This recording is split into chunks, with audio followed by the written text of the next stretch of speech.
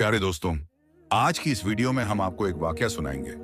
एक अल्लाह वाली नेक औरत की नाजरीन, एक अल्लाह वाली नेक औरत जो अपने पेट में पाल रही थी एक सांप को आखिर क्यों उसके बच्चे पैदा होते ही मर जाते हैं। कहानी कुछ यूं है।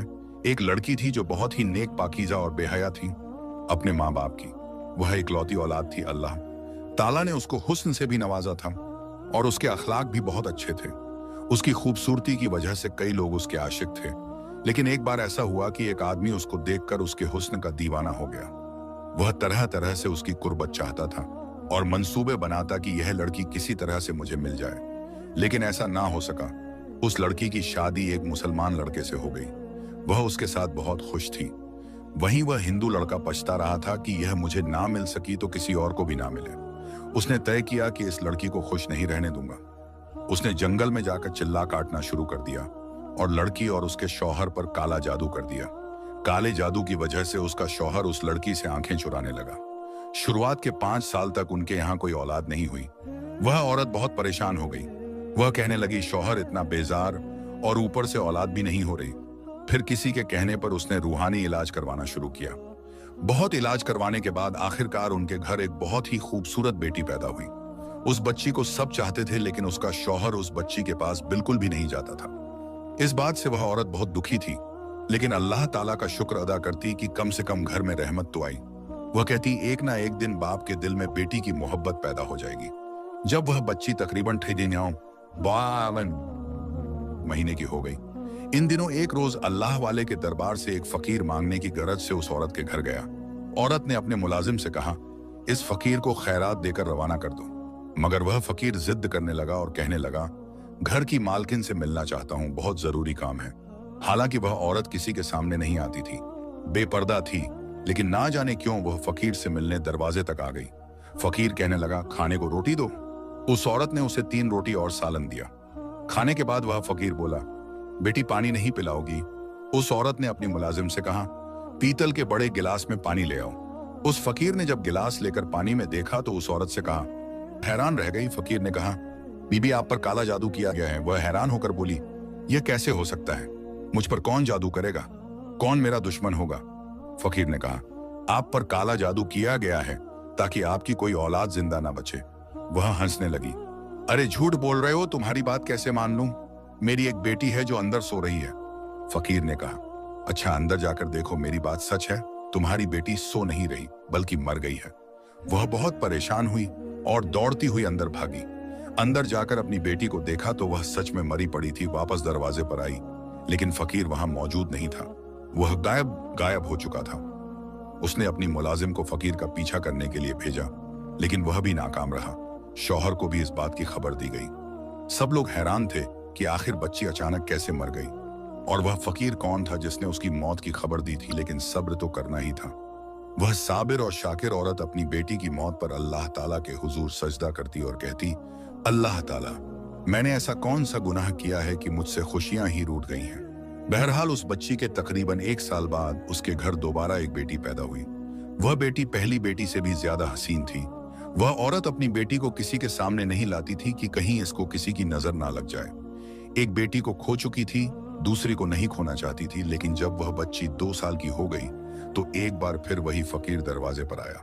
नौकरानी इस फकीर को सदका खैरात देने लगी।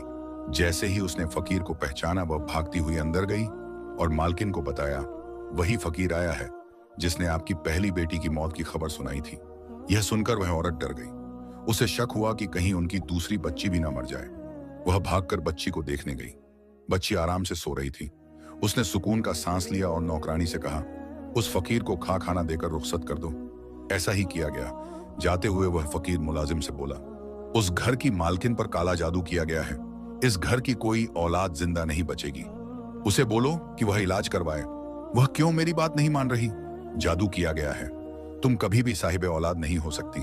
मुलाजिम ने यही बात आकर उस औरत को बताई। पहले तो वह इस बात को नहीं मान रही थी, लेकिन जब फकीर ने यह बात कही तो वह जारो कतार रोने लगी। मुलाजिम घबरा गई और जल्दी जल्दी भागकर साहब को बुला लाई। यानी उसके शौहर को। वह घोड़े पर सवार होकर घर आया। जैसे ही वह अपने घोड़े से उतरा, उस घोड़े ने एक अजीब हरकत की। उसने घर के आंगन में गड्ढा खोदना शुरू कर दिया। सब हैरान थे। इसी बीच औरत की बेटी कदमों से चलती हुई आंगन की तरफ आई। उससे पहले कि कोई उसे रोक पाता, वह घोड़े के बनाए गड्ढे में जा गिरी। सब दौड़ते हुए वहां पहुंचे। जैसे ही उन्होंने बेटी को गड्ढे से निकाला, वह मर चुकी थी। इस हादसे के बाद उस औरत को यकीन हो गया कि फकीर ठीक कहता था। उसने इस समस्या के तोड़ के लिए एक आमिल से संपर्क किया। उस आमिल के इलाज के दौरान उसकी एक और बेटी पैदा हुई। उसका शौहर और वह बहुत परेशान थे कि कहीं उनकी यह बेटी भी ना मर जाए। लेकिन हुआ वही जिसका डर था। एक दिन वह औरत अपने शौहर और बेटी को किसी आमिल के पास लेकर जा रही थी। रास्ते में अचानक कहीं से उड़ती हुई एक चील आई और उनकी कमसिन बेटी को पकड़ कर ले गई। वे देखते रह गए। चील ने दूर आसमान पर ले जाकर उसे नीचे फेंक दिया। जमीन पर गिरते ही उसकी बेटी का पूरा जिस्म बिखर गया। माँ बाप तड़प तड़प कर रो रहे थे कि आखिर हमारी बेटी को इस तरह कौन मारने वाला है, कौन दुश्मन है। औरत हर वक्त औलाद के गम में रोती रहती, अपनी आंखों के सामने बेटियों को मरते देखा था।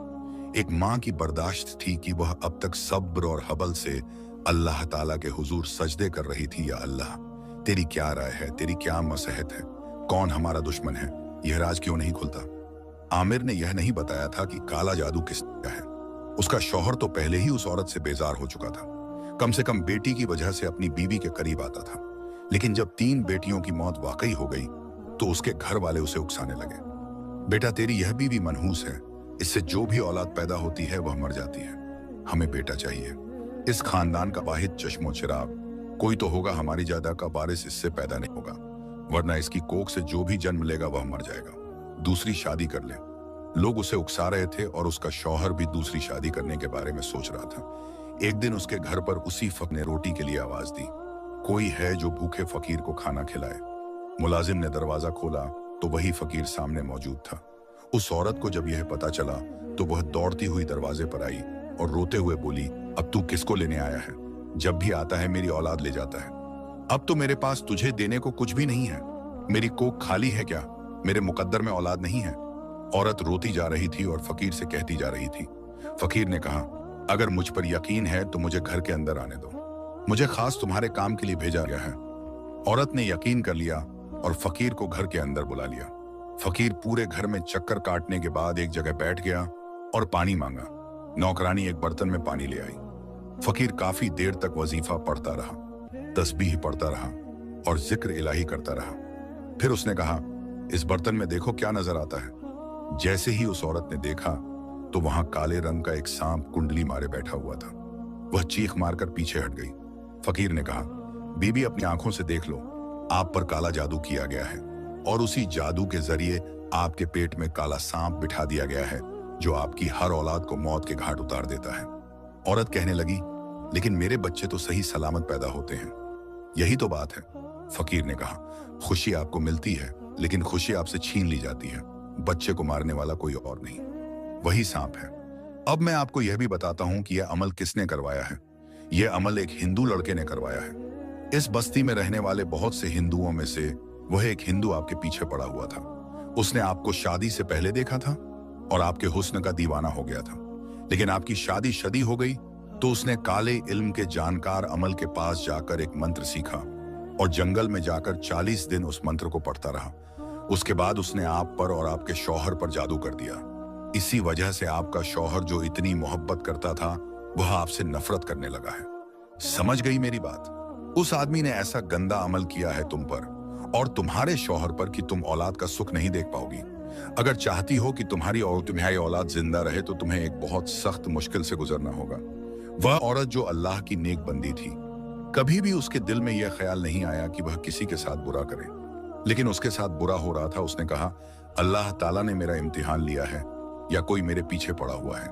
जब मुझे यह पता चल गया कि कोई दुश्मन है तो मैं हर मुश्किल से गुजरने के लिए तैयार हूं, लेकिन उस गंदे अमल को यहां से हटाना है। फकीर ने कहा, सोच लो, यह काम बहुत मुश्किल है। उसने कहा, मैं तैयार हूं। उसने कहा, औलाद को जिंदा हासिल करने के लिए खुद तुम्हें उस सांप को अपने पेट से जन्म देना होगा ताकि आइंदा आने वाले बच्चों की जिंदगी महफूज हो जाए और तुम्हारी औलाद ना मरे। पहले तो वह घबरा गई, लेकिन क्योंकि उसने वादा कर लिया था कि जो भी होगा वह हर मुश्किल से गुजरने के लिए तैयार है, उसने कहा, मुझे अपने रब पर और उसकी जात पर पूरा यकीन है। फिर उसने इस अजीबो गरीब और नाकाबंदी औलाद की खातिर इतना खतरा मोल ले रही हो, सांप को अपने पेट में पालने के लिए तैयार हो।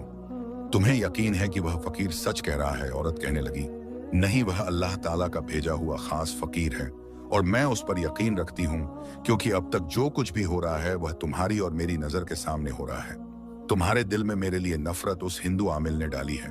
मैं इस अमल को करके रहूंगी, चाहे मुझे इसके लिए कुछ भी करना पड़े।